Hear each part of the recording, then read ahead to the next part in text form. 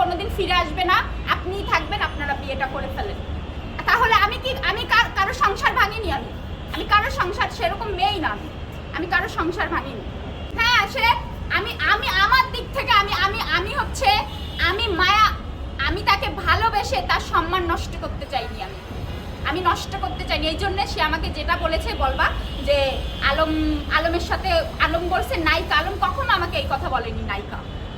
আলম আমাকে বলেছে আমাদের ডিভোর্স হয়ে গেছে, আমরা এখন কাজ করছি, কারণ ওর সাথে আমি ভাইরাল, আর ওরা আমার জুটি, আর আমাকে প্রতিনিয়ত রিয়ার নামে খারাপ কথা বলছে আলম।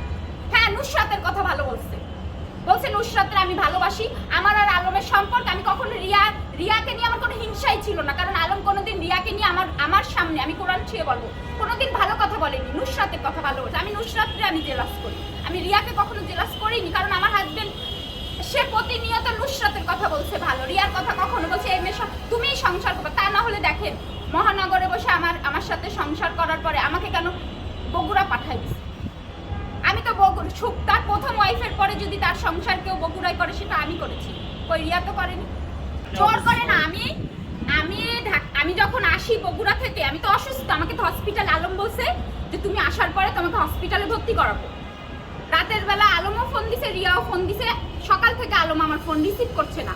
9টার সময় রিয়া ফোন দিছে, ফোন দিয়ে ওর বাসায় নিয়ে, তখন ও আমাকে হসপিটালে ভর্তি করার কথা বলে এর ভিতরে সাংবাদিকদের ফোন করে ও সাংবাদিক ওই সামনে আমাকে নিয়ে চলে গেছে,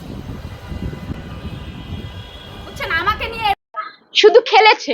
আমি প্রত্যেকটা রিয়ামণি বলেন, আলম বলেন, প্রত্যেকটা মানুষ খেলেছে। আমি তো মিডিয়ার না, আপনারা যদি বলতে যান যে আপনি ভাইরাল, আলমের সাথে তো আমার অনেক আগে থেকে সম্পর্ক, তখন আমি ভাইরাল হতে গেলাম না। কই আমার একটা পেজের শেয়ারও তো আমি কখনো আলমরে দিয়ে দেইনি, কারণ আমার তো এটা বিজনেস না, একটা শখের বসে মানুষ করে না টুকটাক একটা ভিডিও করা। আমার সাথে আলমের মেয়েদের যত স্মৃতি আছে রিয়ামণি দেখাতো, আসি বলে জানেন, রিয়ামণি বলছে তোরা বিয়ে কর, তুমি বলার কি? আলম চুরি, এখন আমি গোপনে করবো কেন? এত কিছু প্রকাশ্য হয়ে গেছে ভাই, আমি এখন গোপনে পেপারস করবো কেন? আমার মামলা তাদের কথা আমি উঠাবো কেন? রিয়ামণির কি মেডিকেল হয়েছিল? এই অপমানটা কি তার হয়েছে?